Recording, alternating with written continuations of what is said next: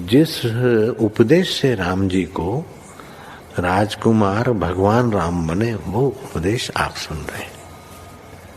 कितना ऊंचा ग्रंथ है, इसको वाल्मीकि रामायण भी बोलते, योग वशिष्ठ महारामायण भी बोलते। राम तीर्थ ने इसी का बार बार अध्ययन किया था। ये आप भी शांत हो जाएंगे परमात्मा में, और दूसरों को भी शांति देने की क्षमता देने वाला ये सदग्रंथ है। इसको वेदांत का सिद्धांत ग्रंथ बोलते हैं। दूसरे होते प्रक्रिया ग्रंथ। ये करके फिर कब वो आचार्य बनो तब समझो, ये तो थोड़ा पढ़ो और फिर वही सिद्धांत की बात। तो बार बार योग वशिष्ठ महारामायण विचारने योग। ओम श्री सद्गुरु परमात्मा ने नमः। श्री वशिष्ठ जी बोले, हे रामचंद्र जी, अज्ञानी जीव महानरक को प्राप्त होता है। आशा रूपी बाण की शलाका उसको लगती है और इंद्रिय रूपी शत्रु मारते हैं। इंद्रिया दुष्ट बड़ी कृतज्ञ है। जिस देह के आश्रय रहती है उसको शोक और इच्छा से पूर्ण करती है। ये महादुख और महाकष्ट का भंडार है। इनको तुम जीतो। इंद्रिया और मन रूपी चील पक्षी है। जब इनको विषय भोग नहीं होते तब ऊर्ध्व को उड़ते हैं, और जब विषय प्राप्त होते हैं तब नीचे को आ गिरते हैं। जिस पुरुष ने विवेक रूपी जाल से इनको बांधा है उसको ये भोजन नहीं कर सकते, जैसे पाषाण के कमल को हाथी भोजन नहीं कर सकता। हे रामचंद्र जी, ये भोग आपात रमणीय और अत्यंत विरस है। जो पुरुष इनमें रमण करता है वह नरक को प्राप्त होगा, और जो पुरुष ज्ञान के धन से संपन्न है, देह रूपी देश में रहता है, वह परम शोभा पाता है और आनंदवान होता है, क्योंकि बड़े ऐश्वर्य से उसने इंद्रिय रूपी शत्रु जीते हैं। हे रामचंद्र जी, सुवर्ण के मंदिर में रहने से ऐसा सुख नहीं मिलता जैसा निर्वासनिक ज्ञानवान को होता है। जिस पुरुष ने इंद्रियों और असत रूपी शत्रु को जीता है वह परम शोभा से शोभित होता है। जैसे हिम ऋतु को जीत के वसंत ऋतु में मंजीरी शोभती है। जिस पुरुष के चित्त का गर्व नष्ट हुआ है और जिसने इंद्रिय रूपी शत्रु जीते हैं, उसकी भोग वासना नष्ट हो जाती है, जैसे शीतकाल में पद्मिनियां नष्ट हो जाए। हे राघव, वासना रूपी वैताल निशाचर तब तक विचरते हैं जब तक एक तत्व का दृढ़ अभ्यास करके मन को नहीं जीतते। जब विवेक रूपी उदय होता है तब अंधकार नष्ट हो जाता है। जब विवेक से मनुष्य मन को वश करता है तब इंद्रियां टहलुए हो जाती है, मन रूपी मित्र हो जाते हैं, और आप राजा होके स्वरूप राज को भोगता है। श्री योग वशिष्ठ महारामायण। ओम श्री सद्गुरु परमात्मने नमः। वशिष्ठ जी बोले, हे राजन,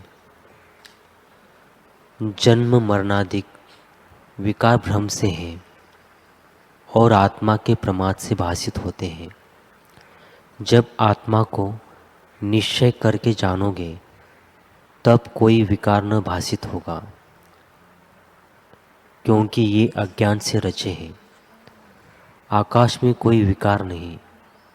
जैसे भ्रम से रस्सी में सर्प दिखता है, सो तब तक है जब तक रस्सी को नहीं जाना, और जब रस्सी को जाना तब सर्प का भ्रम निवृत्त हो जाता है। वैसे ही जन्म मरणादिक विकार आत्मा में तब तक दिखते हैं जब तक आत्मा को नहीं जाना। जब आत्मा को जानोगे तब सब विकार नष्ट हो जाएंगे। हे राजन, विकार से रहित आत्मा तेरा स्वरूप है, उसकी भावना कर, जिसमें तेरे दुख नष्ट हो जाएंगे। आत्मपद को कहीं खोजने नहीं जाना है, न किसी वस्तु को जानकर ग्रहण करना है कि यह आत्मा है, और न किसी काल की अपेक्षा है, आत्मा तेरा अपना स्वरूप है और सर्वदा अनुभव रूप है। तुझे से भिन्न वस्तु नहीं, तू अपने यथार्थ रूप को जान। आत्मा के न जानने से मनुष्य अपने को दुखी जानता है। मैं मरूंगा, मैं दरिद्री हूँ, मैं दास हूँ इत्यादि दुख तब तक होते हैं जब तक आत्मा को नहीं जाना। जब आत्मा को जानोगे तब आनंद रूप हो जाओगे। ओम श्री सद्गुरु परमात्मा ने नमः। श्री वशिष्ठ जी बोले, हे राम जी, फूलों के बगीचे और सुंदर फूलों की शैया आदि विषयों से भी ऐसा निर्भय सुख नहीं प्राप्त होता जैसा संतों की संगति से प्राप्त होता है, क्योंकि उनका निश्चय सदा आत्मा में रहता है। हे राम जी, ऐसे ज्ञानवानों की संगति करके जब हृदय शुद्ध होता है तब आत्म तत्व की प्राप्ति होती है। जब तक हृदय मलिन है तब तक उसकी प्राप्ति नहीं होती। जैसे उज्ज्वल आरसी प्रतिबिंब को ग्रहण करती है, लोहे की शिला प्रतिबिंब को नहीं ग्रहण करती, वैसे ही जब हृदय उज्ज्वल होता है तब संतों के वचन हृदय में ठहरते हैं।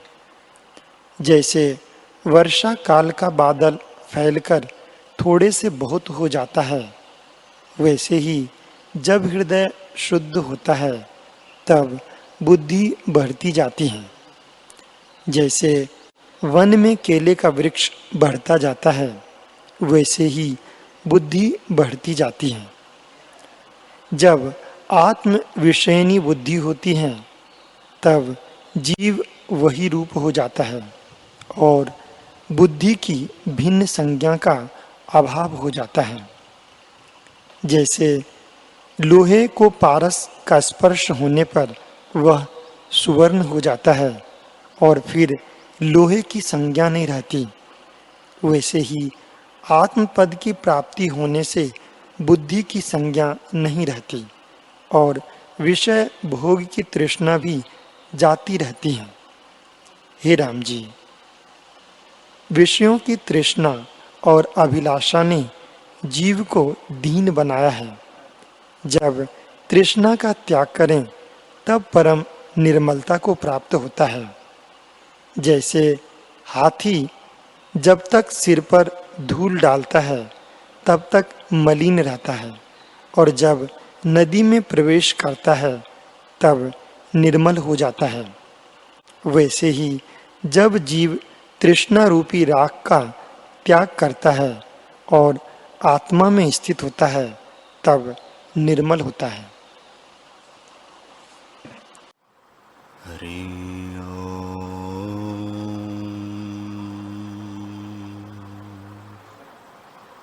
हरि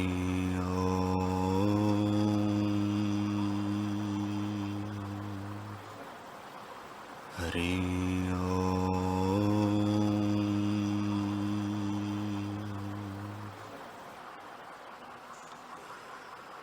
गुरुर्ब्रह्मा गुरुर्विष्णु गुरुर्देवो महेश्वरः गुरुर्साक्षात् परब्रह्म तस्मै श्री गुरवे नमः।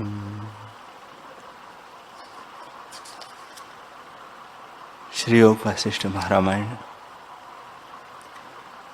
निर्वाण प्रकरण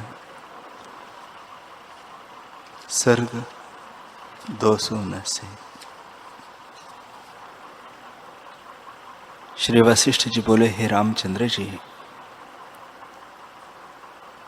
जिनको गृहस्थी में ज्ञान प्राप्त हुआ है वे गृहस्थी ही में रहते हैं और उसका त्याग नहीं करते हैं। जैसे मैं हूँ, जिनको राज्य में ज्ञान प्राप्त हुआ है वे राज्य ही में ही रहते हैं।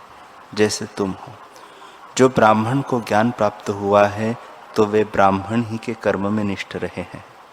इसी प्रकार क्षत्रिय वैश्य शूद्र जिस वर्णाश्रम में किसी को ज्ञान प्राप्त हुआ है वह ही कर्म करता है।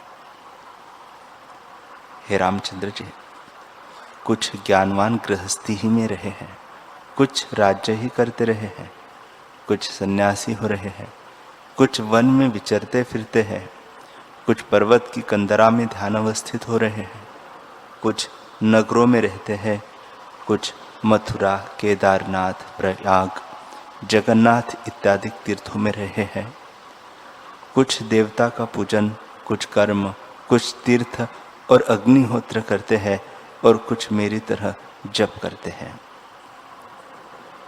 कुछ अस्ताचल पर्वत में, कुछ उदयाचल पर्वत में और कुछ मंदराचल, हिमाचल इत्यादि पर्वतों में विचरते रहते हैं। कुछ शास्त्र विहित कर्म करते हैं, कुछ अवधूत हो रहे हैं, कुछ भिक्षा मांग मांग भोजन करते रहे हैं, कुछ कठोर वचन बोलते रहे हैं, कुछ अज्ञानी की तरह विचरते रहे हैं और कुछ विद्याध्ययन इत्यादि नाना प्रकार की चेष्टा करते रहे हैं, क्योंकि उनको ये चेष्टाएं स्वाभाविक प्राप्त हुई है। ये यत्न से कुछ नहीं करते। वे शुभ कर्म करें अथवा अशुभ कर्म करें, परंतु कोई क्रिया उनका बंधन नहीं होती। वह पर जो अज्ञानी हैं, वे जैसे कर्म करेंगे वैसे ही फल को भी पावेंगे। जो पुण्य कर्म करेंगे तो स्वर्ग सुख भोगेंगे और पाप से नरक दुख भोगेंगे। जो कामना से रहित शुभ कर्म करेगा उसका अंतःकरण शुद्ध होगा। वह संतों के संग और सत्शास्त्रों से शुद्ध होगा। हे रामचंद्र जी, जो अर्ध प्रबुद्ध है वे जो पाप करने लग जावे और आत्म अभ्यास त्याग दे तो वे दोनों मार्गों से भ्रष्ट हो जाते हैं।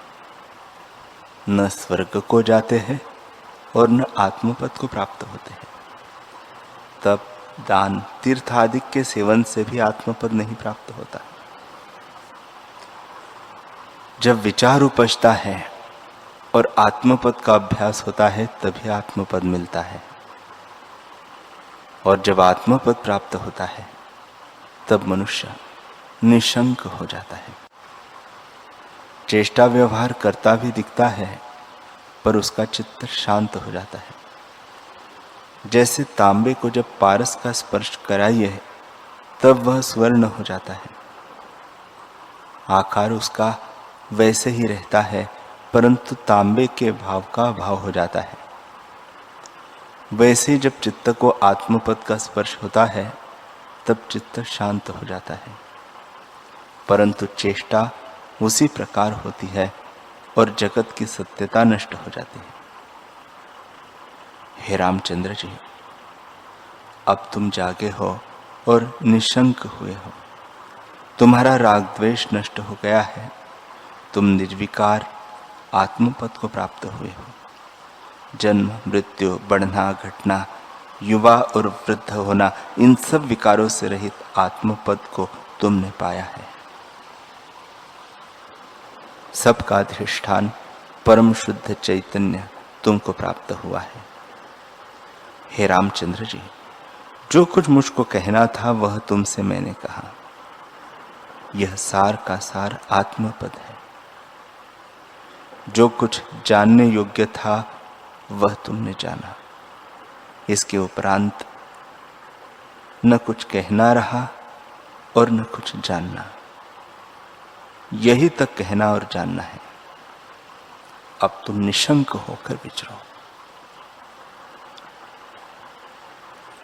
तुमको कोई संशय नहीं रहा। तुमने क्षय और अतिशय से रहित पद को पाया है, अर्थात तुमने अविनाशी और सबसे उत्तम पद को पाया है। वाल्मीकि जी बोले, हे साधु, मुनि शार्दुल वशिष्ठ जी जब इस प्रकार कहकर चुप हो रहे तब सब सभा जो बैठी थी वह परम निर्विकल्प पद में स्थित हो गई। जैसे वायु से रहित कमल फूल पर भौरे स्थित होते हैं, वैसे चित्त रूपी भ्रमर आत्मपद रूपी कमल के रस को लेते हुए स्थिर हो रहे। सब के सब ब्रह्म को जानकर ब्रह्मरूप हुए और ब्रह्म ही में स्थित हुए। जितने मृग निकट थे वे भी तृण का खाना छोड़कर अचल हो गए। दूसरे पशु पक्षी भी सुनकर निस्पंद हो रहे। स्त्रियां जो बालकों संयुक्त चपल थी वे सुनकर जड़वत हो गई। पहले जीवन मुक्त सिद्धों के गण मोक्ष का उपाय सुनने को आए थे। उन्होंने और देवता तथा सिद्धों ने तमाल, कदम्ब, पारिजात, कल्प वृक्ष इत्यादि दिव्य वृक्षों के फूलों की वर्षा की। नगाड़े, भेरी और शंख बजने लगे। सब लोग वशिष्ठ जी की स्तुति करने लगे। निदान बड़ा कोलाहल हुआ, जिससे दशों दिशा पूर्ण हो गई। ऊपर से देवता और सिद्धों के नगाड़ों के शब्द हुए, जिनसे पर्वत गूंज उठे और दिव्य फूलों की ऐसी सुगंध फैली मानो पवन भी प्रसन्न हुआ है। तब सिद्धों ने कहा, हे वशिष्ठ जी, हमने भी अनेक मोक्ष के उपाय सुने और उच्चार कहे हैं, परंतु जैसा तुमने कहा है वैसा न पहले सुना है, न गाया है और न कहा है। जो तुम्हारे मुखारविंद से श्रवण किया है उससे हम परम सिद्धांत को जान गए हैं। इसके श्रवण से पशु, पक्षी और मृग भी कृतार्थ हुए हैं, फिर मनुष्यों का तो कहना ही क्या। वे तो कृतार्थ ही हुए हैं। निष्पाप ज्ञान पाकर वे अवश्य मुक्त होंगे। वाल्मीकि जी बोले, हे साधु, ऐसे कहकर उन्होंने फिर फूलों की वर्षा की और वशिष्ठ जी के चंदन का लेप किया। जब इस प्रकार वे पूजा कर चुके तब और जो लोग निकट बैठे थे वे परम विस्मय को प्राप्त हुए कि ऐसा परम उपदेश वशिष्ठ जी ने किया। तब राजा दशरथ उठ खड़े हुए और हाथ जोड़कर वशिष्ठ जी को नमस्कार करके बोले, हे भगवान, तुम्हारी कृपा से हम 6 ऐश्वर्यों से संपन्न हुए हैं। हे भगवान, तुमने संपूर्ण शास्त्र सुनाया है, जिसको सुनकर हम पूजनीय हुए हैं। इसलिए हे देव, हम तुम्हारा पूजन किस सामग्री से करें? ऐसा कोई पदार्थ पृथ्वी, आकाश और देवताओं के लोक में भी नहीं दिखता जो तुम्हारी पूजा के योग्य हो। सब पदार्थ कल्पित है, और जो सत्य पदार्थ से पूजा करे तो सत्य तुम ही से पाया है। इससे ऐसा पदार्थ कोई नहीं जो तुम्हारी पूजा के योग्य हो। तथापि अपनी अपनी शक्ति के अनुसार हम पूजन करते हैं। तुम क्रोध न करना और हंसी भी न करना। हे मुनीश्वर, मैं राजा दशरथ अपने अंतःपुर की सब स्त्रियां, अपने चारों पुत्र, अपने संपूर्ण राज्य और संपूर्ण प्रजा सहित जो कुछ मैंने लोक में यश पाया और परलोक के निमित्त पुण्य किया है, वह सब तुम्हारे चरणों में अर्पण करता हूं। हे साधु, इस प्रकार कहकर राजा दशरथ वशिष्ठ जी के चरणों पर गिर पड़े। तब वशिष्ठ जी बोले, हे राजन, तुम धन्य हो जिनको ऐसी श्रद्धा है, परंतु हम तो ब्राह्मण हैं। हमको राज्य क्या करना है और हम राज्य का व्यवहार क्या जाने। कभी ब्राह्मण ने राज्य किया है? राजा तो क्षत्रिय ही होते हैं। इसलिए तुम ही राज्य कर सकोगे। यह जो तुम्हारा शरीर है उसे मैं अपना ही जानता हूं, और इन तुम्हारे चारों पुत्रों को मैं पहले ही से अपने जानता हूं। मैं तो तुम्हारे प्रणाम से ही संतुष्ट हूं। यह राज्य का प्रसाद मैंने तुमको ही दिया। फिर वाल्मीकि जी बोले कि जब इस प्रकार वशिष्ठ जी ने कहा, तब राजा दशरथ ने फिर कहा कि हे स्वामी, तुम्हारे योग्य कोई पदार्थ नहीं है। तुम ब्रह्मांड के ईश्वर हो, बल्कि तुमसे ऐसे वचन कहते भी मुझको लज्जा आती है। परंतु योग्यता का निमित्त तुम्हारे आगे विनती की है कि मैंने मोक्ष उपाय शास्त्र तुमसे श्रवण किया है, इसलिए अपनी शक्ति के अनुसार तुम्हारा पूजन करो। तब वशिष्ठ जी ने कहा, बैठो, और राजा बैठ गए। फिर राम ने निरअभिमान होकर कहा, हे संशय रूपी तिमिर के नाशक सूर्य, तुम्हारा पूजन हम किस वस्तु से करें? घर में कोई पदार्थ अपना नहीं है। हे गुरुजी, मेरे पास और कुछ नहीं है, केवल एक नमस्कार ही है। ऐसे कहकर वे चरणों पर गिर पड़े। उनके नेत्रों से जल बहने लगा। वे बार बार उठते और आत्मानंद प्राप्ति के उत्साह से फिर गिर पड़ते थे। निदान जब वशिष्ठ जी ने कहा कि बैठ जाओ, तब राम जी भी बैठ गए। फिर लक्ष्मण, भरत, शत्रुघ्न, राजर्षि और ब्रह्मर्षि आदि सब अर्घ्यपाद्य से पूजन करने लगे।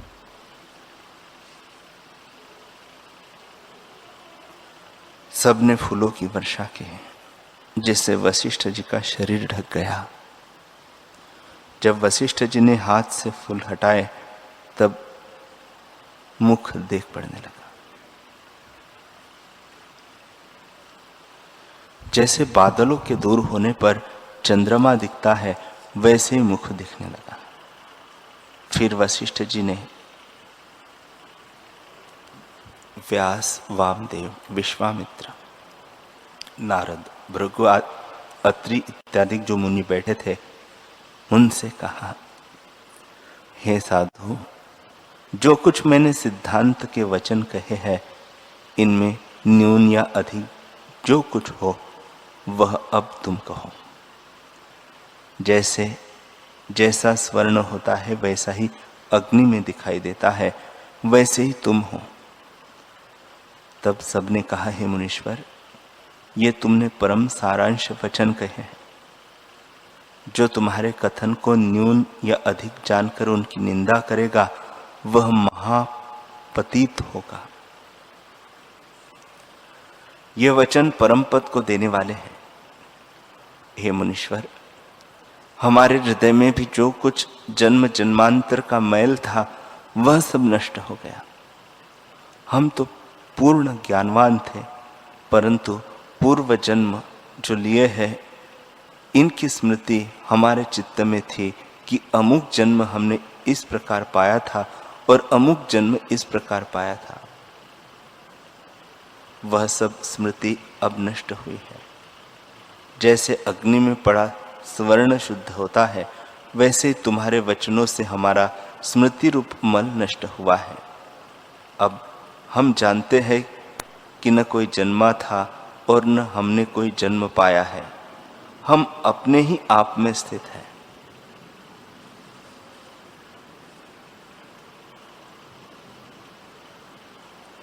हे मुनीश्वर, तुम संपूर्ण विश्व के गुरु और ज्ञान अवतार हो, इसलिए तुमको हमारा नमस्कार है। राजा दशरथ भी धन्य है, जिनके संयोग से हमने मोक्ष उपाय सुना, और यह राम जी साक्षात विष्णु भगवान है।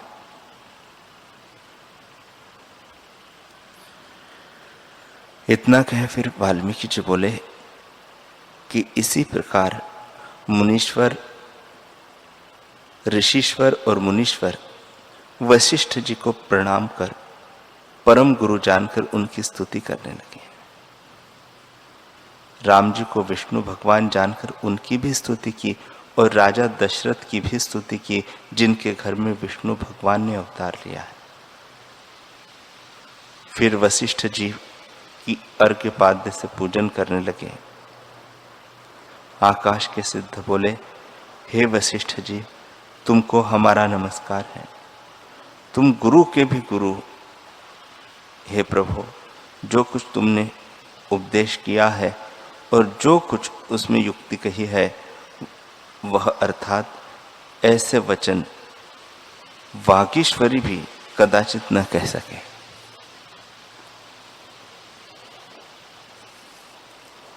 तुमको बारंबार नमस्कार है। और चतुर्द्वीप पृथ्वी के शासक राजा दशरथ को भी नमस्कार है, जिनके प्रसंग से हमने ज्ञान और युक्ति सुनी। राम, विष्णु भगवान, नारायण है, ये चारों भाई परमात्मा हैं, इनको हमारा प्रणाम है।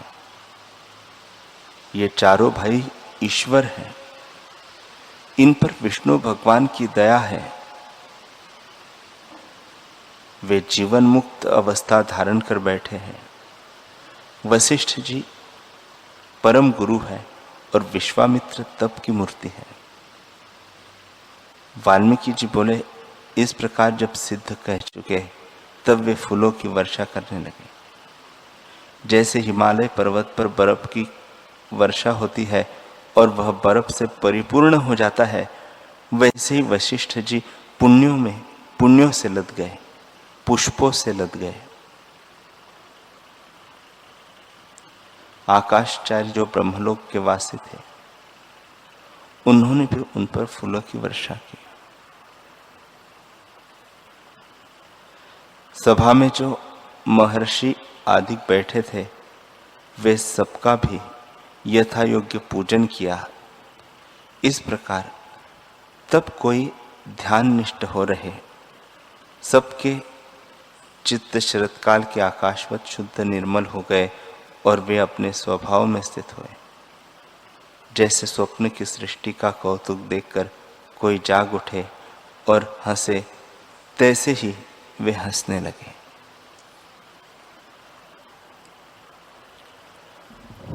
वशिष्ठ जी बोले, हे रामचंद्र जी,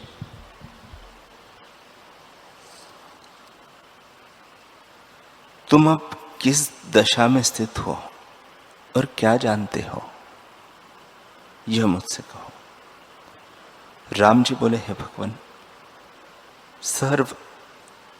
सब धर्म ज्ञान के समुद्र तुम्हारी कृपा से मैं अब अपने रूप में स्थित हूं और कोई कल्पना मुझे नहीं रही। अब मैं परम शांति पा गया हूं, मुझको शेष विशेष कोई नहीं दिखता, केवल अपना रूप ही पूर्ण दिखता है। अब मुझको कोई संशय नहीं रहा और इच्छा भी कुछ नहीं रही। मैंने अब परम निर्विकल्प पद को पाया है और कोई कल्पना मुझे नहीं फुरती। जैसे नील पित्त आदि उपाधि से रहित स्फटिक प्रकाश पाता है, तैसे ही निरुपाधि स्थित है और संकल्प विकल्प उपाधि का आभास ही हो गया है। अब मैं परम शुद्ध हो गया हूं, मेरा चित्त शांत हो गया है, मेरी चेष्टा पूर्ववत होगी, पर निश्चय में कुछ न उत्थान होगा। जैसे शिला में प्राण नहीं जगते, वैसे ही मुझको द्वैत कल्पना कुछ नहीं फुटते हैं।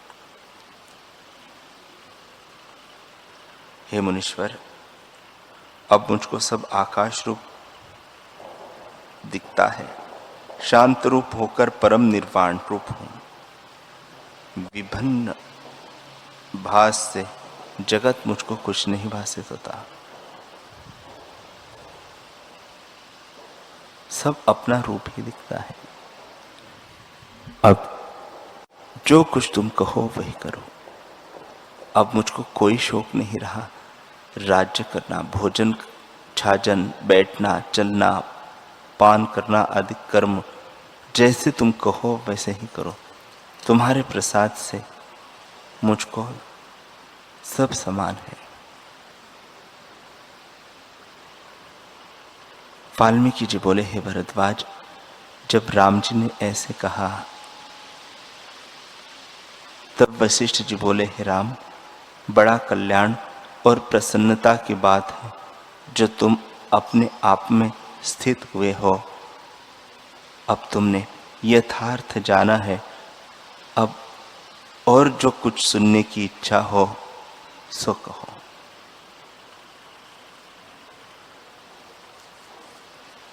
राम जी बोले, हे संशय रूपी अंधकार के नाशक सूर्य और संशय रूपी वृक्षों के नाशक कुठार, अब तुम्हारे प्रसाद से मैं परम विश्रांति को प्राप्त हुआ हूं और जागृत, स्वप्न, सुषुप्ति की कल्पना से रहित हो। जागृत जगत भी मुझको सुषुप्ति सा भासित होता है और कुछ श्रवण करने की मुझे इच्छा नहीं होती। अब परम ध्यान मुझको प्राप्त हुआ है, अर्थात आत्मा से भिन्न कुछ नहीं। मैं आत्मा अज, अविनाशी, शांत रूप और अनंत सदा अपने आप में स्थित हूं। ऐसे मुझको मेरा नमस्कार है। अब प्रलय काल का पवन चले, समुद्र उमड़े और नाना प्रकार के क्षोभ हो तो भी मेरा चित्त स्वरूप से चलायमान न होगा। जो त्रिलोकी का राज्य मुझको प्राप्त हो तो भी मेरे चित्त में हर्ष न उपजेगा। मैं सत्ता समान में स्थित हूं। वाल्मीकि जी बोले, हे भरद्वाज, जब इस प्रकार राम जी ने कहा तब मध्याह्न का सूर्य सिर पर आ गया। राजा जो रत्न और मणियों के भूषण पहनकर बैठे थे, उन मणियों की कांति किरणों से अति विशेष हुई और सूर्य के साथ एक हो गए, मानो ऐसे वचन सुनकर नृत्य करती हो। तब वशिष्ठ जी ने कहा, हे राम जी, अब हम जाते हैं, क्योंकि मध्याह्न की उपासना का समय है। अगर कुछ तुम्हें पूछना हो वह कल फिर पूछना।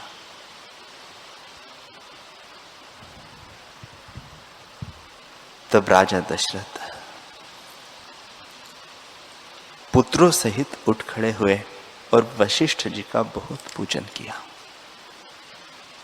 जो ऋषीश्वर, मुनीश्वर और ब्राह्मण थे उनका भी यथायोग्य पूजन किया और मोती और हीरो की माला, मोहरे, रुपये, घोड़े, गौ, वस्त्र, भूषण आदि जो ऐश्वर्य की सामग्री है वह अर्पण की।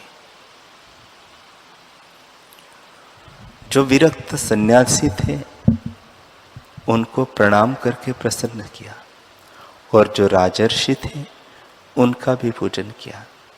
तब वशिष्ठ जी उठ खड़े हुए, परस्पर सबने नमस्कार किया और मध्याह्न के नौबत नगाड़े बजने लगे। सब श्रोता उठकर विचरने लगे। कोई चले जाते थे, कोई शीश हिलाते थे, कोई हाथ की अंगुलियां नचाते, नेत्रों की भौवें मटकाते, परस्पर चर्चा करते जाते थे। इस प्रकार सब अपने स्थान को गए। वशिष्ठ जी संध्या उपासना करने लगे। दूसरे दिन जब श्रोता विचार पूर्वक रात्रि को व्यतीत कर सूर्य की किरणों के निकलते ही आ पहुंचे, गगनचारी, सप्तलोक के रहने वाले ऋषि और देवता, भूमिवासी, राजर्षि, महर्षि और जो श्रोता थे वे सब आकर अपने अपने स्थान पर बैठ गए। सब ने परस्पर नमस्कार किया। हरि ओम,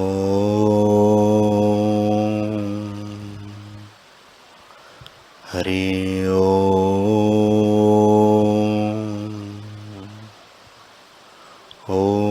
सहनाववतु सहनो भुनक्तु सह वीर्यं करवावहै तेजस्विनावधीतमस्तु मा विद्विषावहै। ओम शांति शांति शांति। श्री सद्गुरुदेव भगवान की।